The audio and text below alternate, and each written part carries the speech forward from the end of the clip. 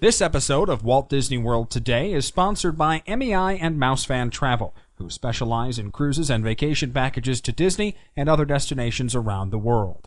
MEI and Mousefan Travel is an authorized Disney vacation planner and the recommended vacation planner for allears.net.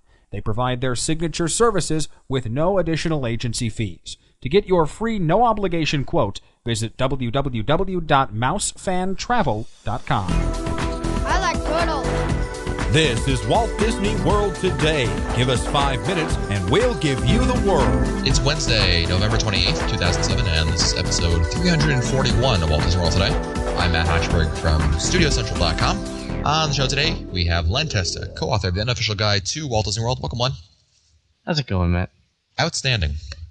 We also have Mike Scopa of MousePlanet.com and All Ears Net. Welcome, Mike. Attention travelers, please remain seated. Your vehicle is rotating backwards for your return to Earth.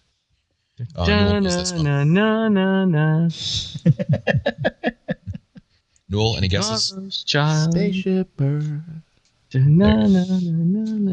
Horizons. We're gonna miss that on Mouse Fest. It's gonna be still under. It's gonna be still down. That's depressing. Yeah. Also here is Mike Newell of Mouse World Radio. And Mike, I forgot to mention this on Monday's show, but the holiday music is on Mouse World Radio now. I think I listened for like 6 hours today. Oh, thank you. Yeah, that's an off day for Len. Yeah, really. Well, I wasn't at work where they're monitoring internet usage now. What is this? The 20s? I know. It must be just all out of like that 1984 commercial for Macintosh. Yeah, exactly. Looks like I can't listen to some background music while I'm working. What? Yeah, right. It's Wednesday, and we're answering your listener questions. And the first comes from Shane from Snellville, Georgia, who's known as Choir Boy on the forums. Hoorah! Hey guys, I have 2 questions and a surprise at the end. I almost asked these during live show 18, but I was one of the chickens who did not call in during the last 15 minutes. Forgive me, for I may have asked the question before in another email, but I don't think so. First of all, I have a possible tip for Len. I was at Animal Kingdom and I won Dream Fast Passes on Everest. I was so excited because it was the first Dream prize ever. However, I went to It's Tough to Be a Bug and a cast member told me I could not use it. Apparently, every day they make an estimate of how many people they think will enter the park. If that number does not pass a certain bar, then they close the Fast Pass kiosks for all but the big headliner attractions. I ended up only being able to use about half of it. And what really ticked me off was that it was in July, so I still had to wait in long lines for attractions like Kali. Len, do you know anything about this rule? Because if you don't, you should make a tip about it for the ding. Yeah, we actually say it in the book that there are times when certain certain attractions with Fast Pass won't be using it. But July, I'm really surprised at. Yeah, I mean, when did he go in July where they had low crowds? Maybe the last week in July or something. I wish he had called in. Yeah. Shane also writes, second of all, I'll be returning to sing in the Candlelight Processional at Epcot this December 2008. Don't worry, you have plenty of time to answer this email.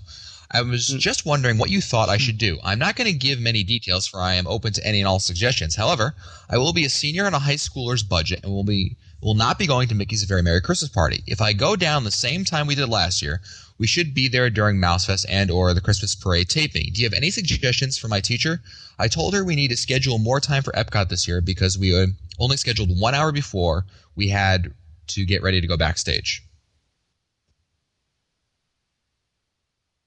I'm not sure. What would you do? He's asking what to do, right? Right. I mean, in terms of, I guess, Epcot and scheduling more time at the park. And would they have like an hour? Wow. Not much to do. Yeah, an hour is tough. I mean, you really only get a couple of attractions there. I would say concentrate on the Land Pavilion. It's really tough to. I would say I would just enjoy it, savor the flavor, go check out the Winter Lights, maybe get something to eat. Oh yeah, good point. Yeah, Winter Lights. That'll be a solid hour right there. Shane also writes, finally, my surprise, it is Walt Disney World Today history. It's an apology for Matt. About 9 months ago, by the time that you read this email, I was the guy who bashed you on Walt Disney World on WDW Radio. I had sent Lou an email about MGM that I had sent you before, but you never answered it. I mentioned this, and it ended up being on his show the next day. Of course, I just want to say I am so sorry about my comment, and if I had chose between one or the other, hands down, I would pick Walt Disney World Today without hesitation. I love the format, content, the hosts, Plus, I don't have the perseverance to sit down and listen to a 2-hour show in a sitting every week. Keep up the good works and good luck to Matt. Lewis says he is going to be beating you senseless at the Matt and Deanna Dinosaur Meet at Mousefest, which is probably already 3 months in the past. Very nice. Great. You know he'll do anything to bash us, so that's why that letter got right up. It's the first priority. That's right. Did you guys see my Mangello joke that I emailed? My quip. So we were talking about something about. Yeah, I saw that. We were going back and forth in email about something, and Lou was on the email, and he said, "Look, let me preempt Matt here by inserting my own Mangello joke here." And I forget what he said, but I wrote back and I said, "See, that's the problem with Mangello jokes. You always have to stoop to a new low. Get it? Because he's short." Anyway. Next email is from Matthew from Athens, Georgia, who writes, "I'm trying to plan a vacation next year for my fiance and me. For the last couple of years during August and September, Disney offered the free meal plan with the purchase of a Magic Your Way package. Do you think it's a safe bet that it'll be the case in 2008? Oh, good question. Yeah, I imagine there's going to be free dining in 2008. Yeah. Yeah, I think the thing that Disney's got to watch, and I'm sure that they're watching, is you look at things like high gas prices, and you look at the way the economy's headed, and if it starts to slow down, they're going to be forced to do the free dining thing again. So I'm thinking that you might see something in the late spring, possibly before early summer, and you might see something in the fall as well. I disagree. I think it'll come back, Glenn, but I think it'll only come back in the fall, and it'll be even less dates than last year because Disney's turning that wrench, trying to squeeze out the money. But I mean, if people aren't traveling, I mean, if gas stays above $3 a gallon, yeah. Well, Len's got a point, because if disposable income starts to go down, then people will be looking for ways of stretching their dollar, and Disney wants to draw you down there, and that would be one thing. And I think Len's right. Probably we're talking, I don't know, we might be talking end of March, early April, maybe. I don't know. I don't think it's going to be that quick for 2008. I think I agree with you guys in principle, but I don't think that those kinds of changes will be coming until later on, maybe 2009 or so. Okay. We'll see. It's just a thought.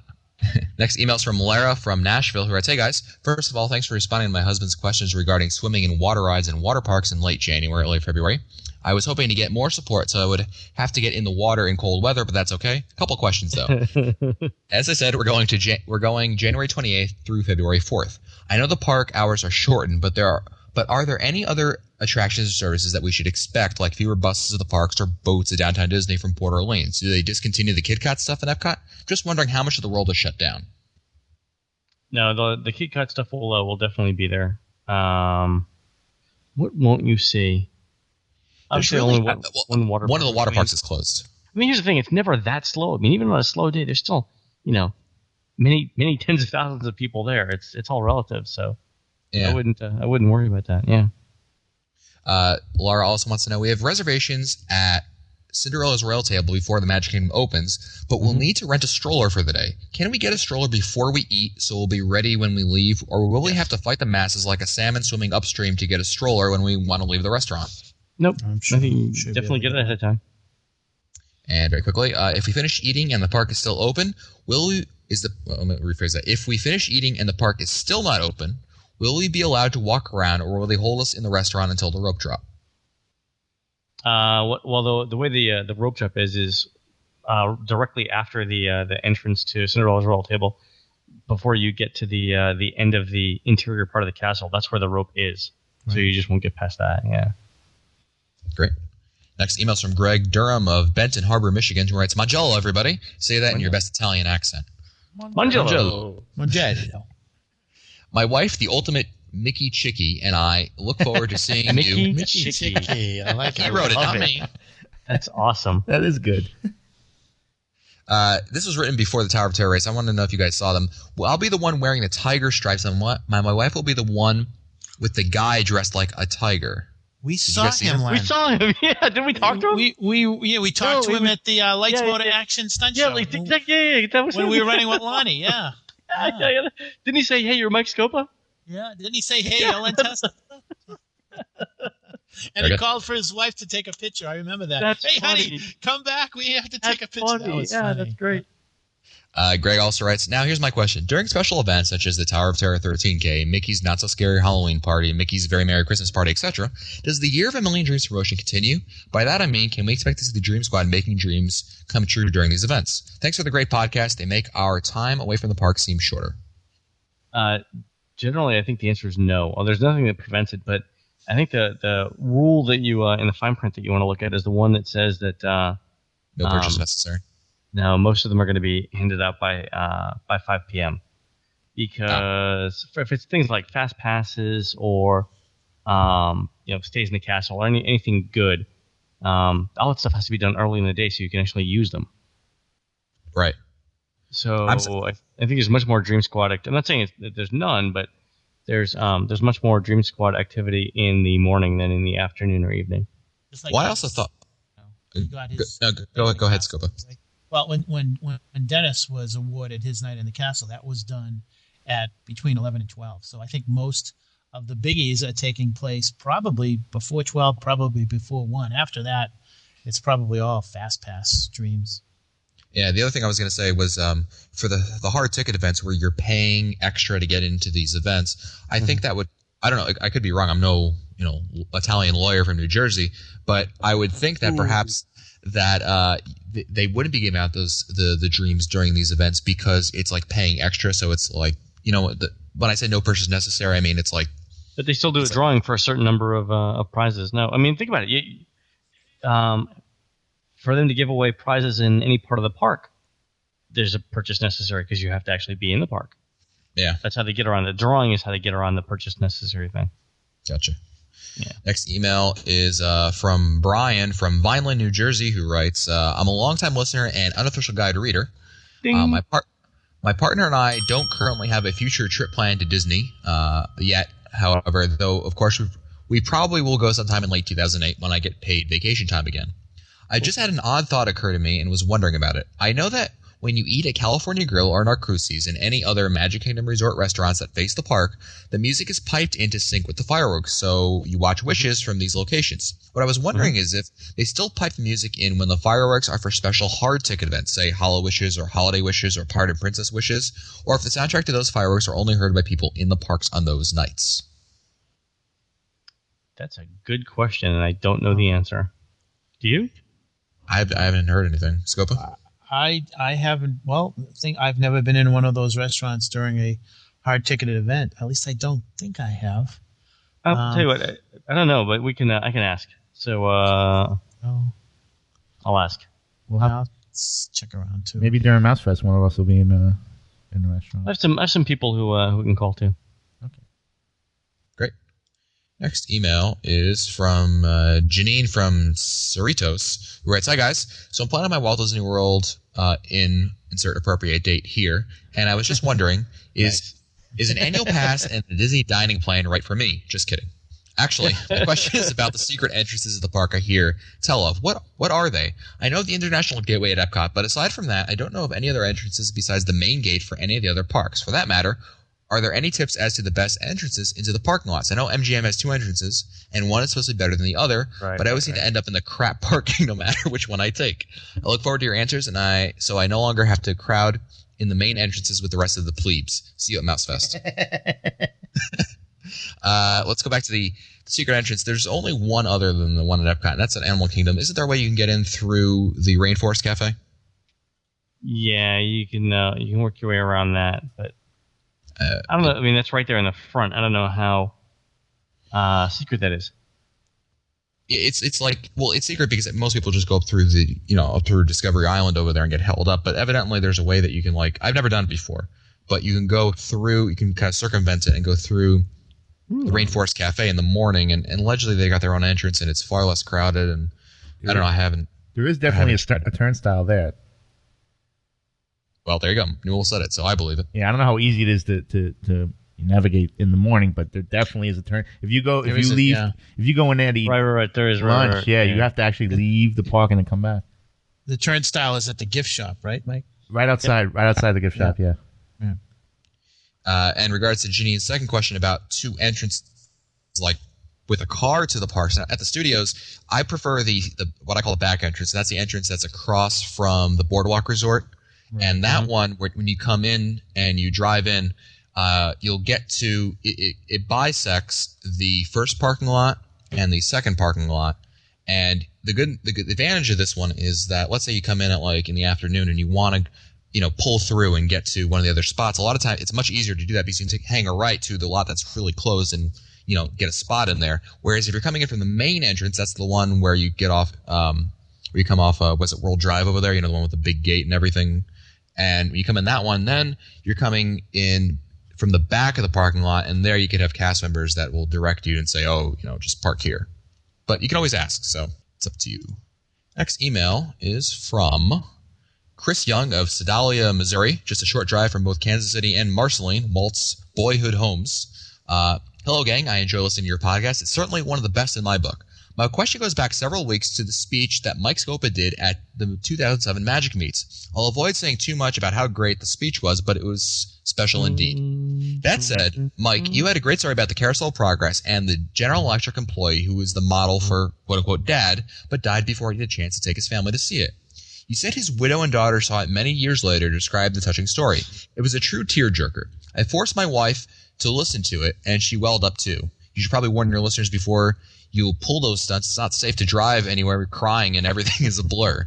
Anyway, I had no more than finished hearing the story that I had turned to the complete Walt Disney World book by Julie and Mike Neal, and in there they say that the father's face was modeled after that of Preston Hansen, who starred as Marilyn Monroe's manager in the 1975 film Goodbye Norma Jean. Can you straighten me out for this? Because I'm really confused now. Well, I think that there are two.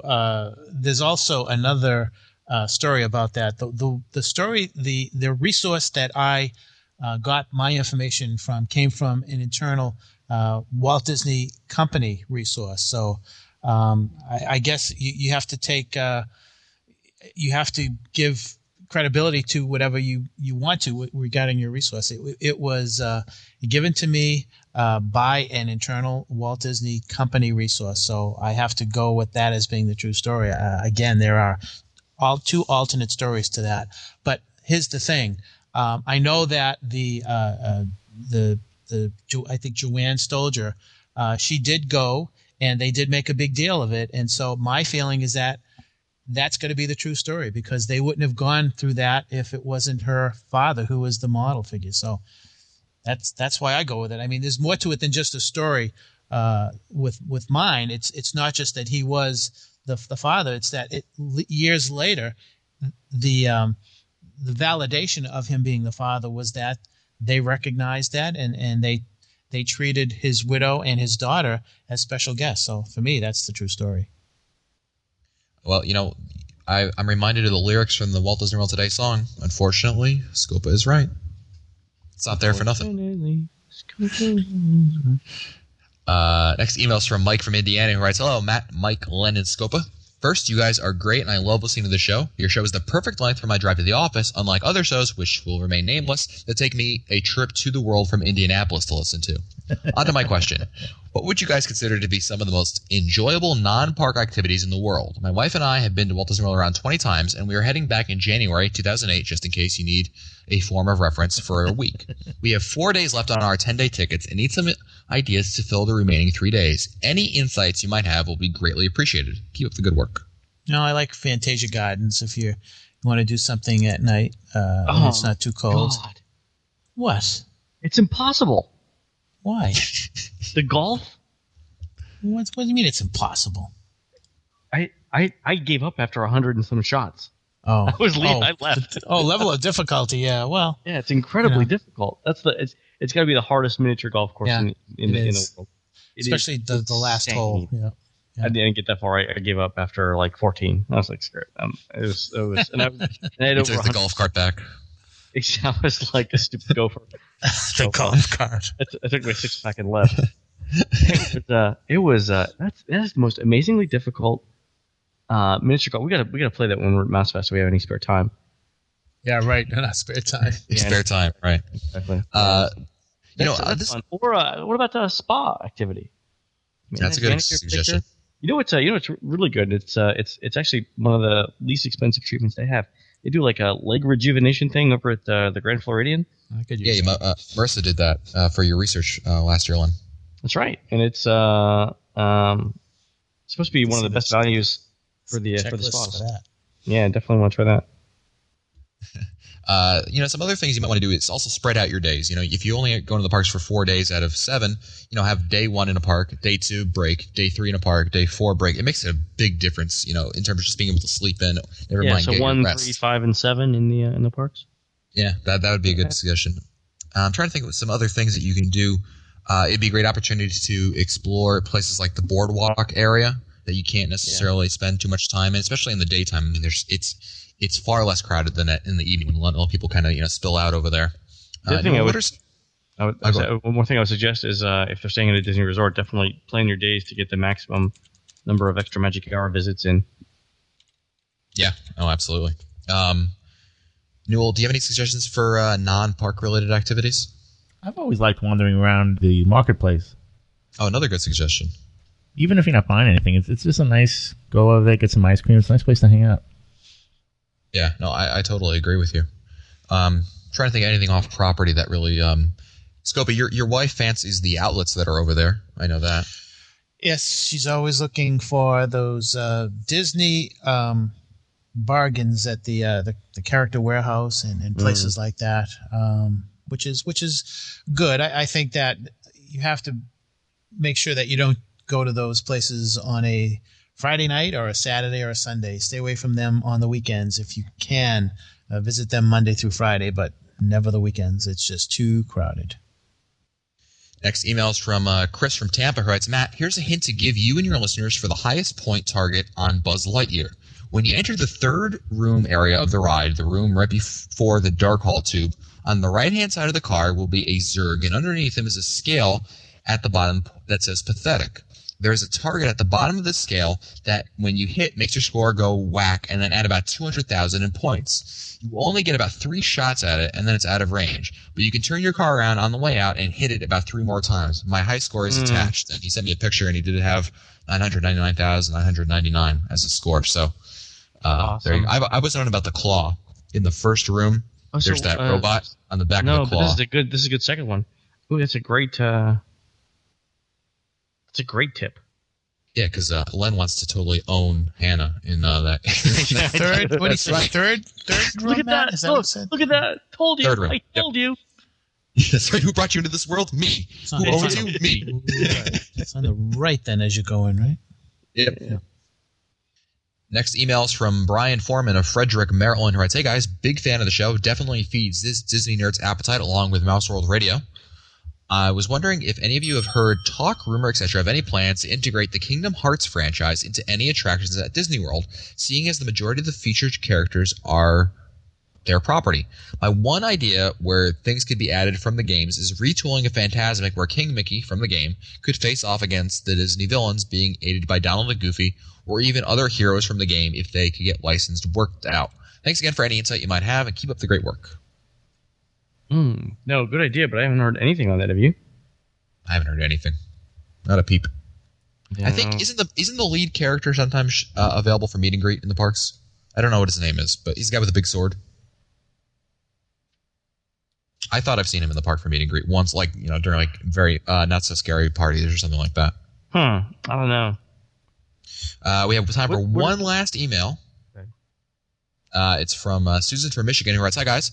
I have some friends that are headed to Walt Disney World soon, and they're interested in meeting Jack Sparrow. Soon, September. Do you know if there's anywhere in the world they can meet him? I know he's at the Pirate and Princess party, but since that's not an option, is there anywhere else? There's the Pirate Tutorials, obviously, over by Pirates of the Caribbean. But you can't actually meet him. Doesn't he do a thing afterwards?